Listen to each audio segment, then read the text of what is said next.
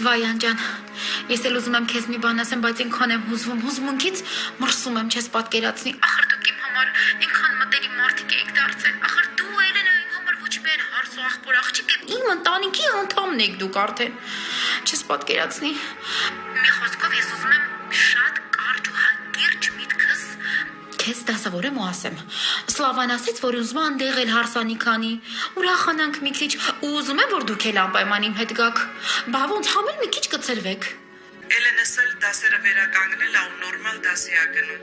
Լավ է, Լիան, հետաքրքիր կնիկ ես, հա։ Հայ կնիկ, դու էլ մի քիչ ինպես միտքդ հակիրճ ձևակերպի։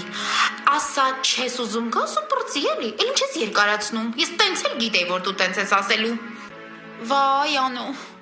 Ինչ ես խոսում, այ կնիկ ջան, արի իզուր մեր ժամանակը չկորցնենք, էլի։ Սա դու բան չենք ասնում։ Այսօր չգիտես ինչի։ Ոչ թե մենք ենք ընկնում ժամանակի հետևից, այլ ժամանակը մեր հետևից վազելով գալիս է։ Լավ, անջան։ Դե տեսնեմ ինչ ենք անում, ինչ ենք որոշում, քեզ անպայման տեղյակ կպահեմ ու կզանգեմ քեզ։ Ինչ էլ ցուրտ այ մարդ, տաքենե չի ընկնում, տառանք էսկիմոս։